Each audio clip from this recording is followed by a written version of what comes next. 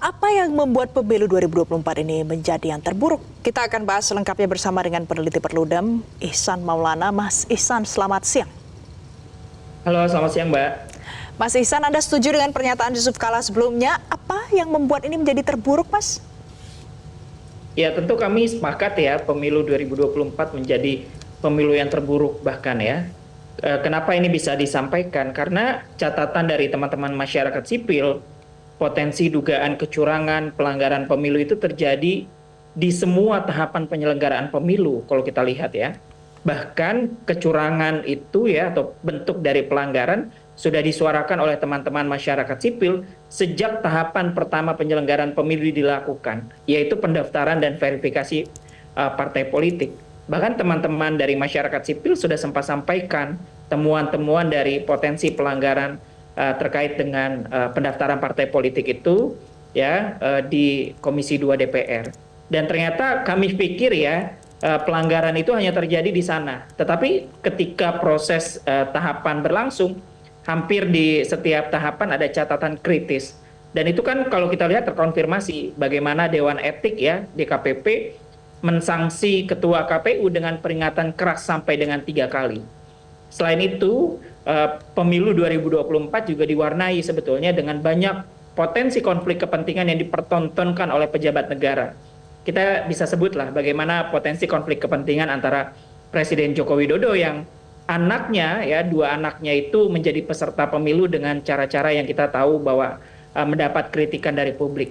Satu misalnya Cawapres 02 ya melalui putusan MK nomor 90 itu mendapat reaksi negatif dari publik, dan satu lagi juga anaknya presiden yang mencalonkan diri, anaknya presiden yang menjadi ketua umum partai politik ya. Jadi ada potensi konflik kepentingan di sana. Tapi sayangnya potensi konflik kepentingan, pelanggaran yang dipertontonkan, kecurangan-kecurangan yang dinarasikan kepada publik tidak diselesaikan oleh penyelenggara pemilu kita. Jadi saya tidak heran kalau Pak JK sampaikan bahwa penyelenggaraan pemilu 2024 merupakan terburuk. Baik, dan Anda tadi juga menyampaikan terkait dengan ini semua kepentingan di sekitaran lingkungan atau di circle-nya Presiden Joko Widodo. Kemudian Yusuf Kala juga sempat menyebut demokrasi pemilu yang diatur oleh minoritas katanya. Artinya oleh orang yang mampu, orang pemerintahan, orang yang punya uang, dan kalau jadi kebiasaan maka kita bisa kembali ke zaman otoriter. Apakah ini ciri-cirinya mengarah ke situ, Mas Ihsan? Iya betul, ketika satu negara ya dikuasai atau ditangani oleh sekelompok orang saja begitu ya, dengan menghalalkan segala cara ya, termasuk menerabas hukum segala macam, itu kan tentu salah satu ciri dari negara demokrasi yang menuju negara otoritarianisme yang disampaikan oleh Pak JK. Tentu ini sangat tidak baik bagi kondusivitas demokrasi yang ada di Indonesia. Apalagi indeks demokrasi Indonesia itu nilainya stagnan, Mbak, kalau kita lihat dari tahun ke tahun ya. Ini kan menjadi satu alarm sebetulnya bagaimana tadi ada potensi dari demokrasi ke otoritarianisme kita. Mungkin masyarakat banyak yang bertanya, mengapa kalau seandainya kita menjadi ke arah otoritarianisme? Apa alasannya mengapa kita tidak boleh kembali lagi ke zaman otoriter itu, Mas Ihsan? Iya tentu kalau kami dari masyarakat sipil melihat ya kenapa otoritarianisme itu perlu ditolak ya, dan gejalanya sudah mulai menunjukkan dari proses kecurangan pemilu ini ya karena kebebasan berpendapat dari publik yang tentu itu tidak dijamin begitu ya, karena semaunya sendiri begitu ya, diatur oleh mereka segelintir orang gitu ya. Dan tentu kan ini sangat tidak baik di tengah kita tahu bahwa Indonesia adalah negara yang luas, negara yang besar, negara yang sangat beragam gitu ya. Jadi itu kan sesuatu yang sangat tidak baik gitu ya. Pembungkaman oleh masyarakat kepada masyarakat sipil begitu ya. Penggunaan hukum untuk kepentingan-kepentingan tertentu, tentu itu sangat sesuatu yang tidak baik, dan kenapa publik perlu menolak begitu. Mas Ihsan, Yusuf Kala juga sempat mengatakan kalau ini yang terburuk dalam sejarah Indonesia dalam menyelenggarakan tiap pemilu. Mas Ihsan, kalau di pemilu sebelumnya apakah tidak ada pelanggaran yang ditemukan seperti yang terjadi hari ini? Iya, di pemilu sebelumnya tentu ada pelanggaran yang ditemukan. Tetapi bedanya pemilu-pemilu sebelumnya proses penegakan hukumnya berjalan dan potensi-potensi konflik kepentingannya tidak sebesar hari ini. Nah, ini yang membedakan kenapa akhirnya proses penegakan hukum pemilu di 2024 tidak berjalan. Karena tadi ada banyak ya potensi-potensi kecurangan tidak ditindaklanjuti karena ada potensi dugaan intervensi gitu ya, dorongan dari penguasa gitu. Jadi ini yang membedakan sebetulnya kenapa akhirnya ya kecurangan pemilu 2024 dengan pemilu-pemilu sebelumnya gitu ya. Kalau pemilu sebelumnya Mbak ada masalah itu diselesaikan melalui mekanisme hukum.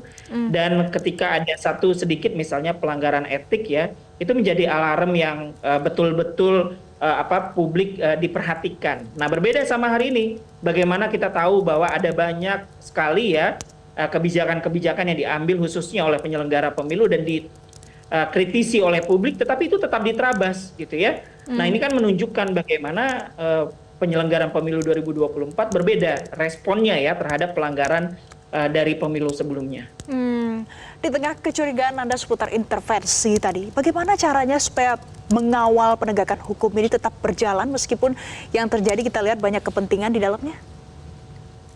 Iya, salah satu perannya kan belakangan kan isu hak angket sudah cukup mencuat ya. Dan ini yang harusnya terus didorong bagaimana hak angket sebagai hak konstitusional DPR itu digunakan untuk melakukan penyelidikan. Kenapa ada mekanisme saluran hukum yang diberikan oleh konstitusi, oleh undang-undang pemilu, tapi itu tidak dijalankan. Dilihat betul-betul apakah memang ada intervensi, konflik kepentingan yang menyebabkan mekanisme hukum dalam konteks penegakan hukum pemilu itu tidak berjalan. Nah, ini kami berharap betul sebetulnya publik ketika hak angket digulirkan, sumbatan-sumbatan dalam konteks penegakan hukumnya itu bisa terbuka. Di mana sebetulnya dan kenapa konteks penegakan hukum pemilunya tidak berjalan. Makanya publik masih menanti betul semoga hak angket untuk penyelenggaraan pemilu 2024 bisa digunakan ya. Baik, ini pada saat Yusuf Kala mengatakan kalau ini pemilu terburuk yang pernah terjadi, berikut berarti adalah kritikan keras untuk KPU sebagai penyelenggara pemilu. Nah, sekarang di tengah kondisi seperti ini ada banyak komplain, protes. Apa yang harus dilakukan KPU, Mas Ihsan? Iya, KPU setidak-tidaknya harus berbenah betul-betul ya. Jadi jangan hanya mendengarkan aspirasi publik tapi itu tidak ditindaklanjuti. Kan itu yang terjadi pada kondisi penyelenggaraan pemilu hari ini, Mbak. Ada banyak kritik publik terhadap proses penyelenggaraan pemilu tapi tidak ditindaklanjuti secara penuh gitu ya. Jadi hanya diambil beberapa yang menurut KPU itu mungkin kita tidak tahu ya, itu mungkin menguntungkan penyelenggaraan pemilu saja gitu ya, padahal mungkin ditolak juga oleh publik begitu ya. Jadi KPU harus betul-betul bersikap lah. Apalagi kita tahu ada banyak kecurangan-kecurangan yang sudah terpampang luas gitu ya. Kalau KPU-nya tidak berbenah ya, di tengah situasi sekarang sedang proses rekapitulasi manual, nanti khawatir ujungnya ya publik jadi tidak percaya dengan hasil pemilu dan itu kan yang tidak diinginkan. Baik, jadi jangan sampai publik jadi tidak percaya dengan hasil pemilu yang sudah kita selenggarakan di 2024 ini. Terima kasih Mas Ihsan Maulana, peneliti Perludem sudah bergabung bersama kami siang hari ini di Metro Siang. Jelajahi cara baru mendapatkan informasi. Download Metro TV Extend sekarang.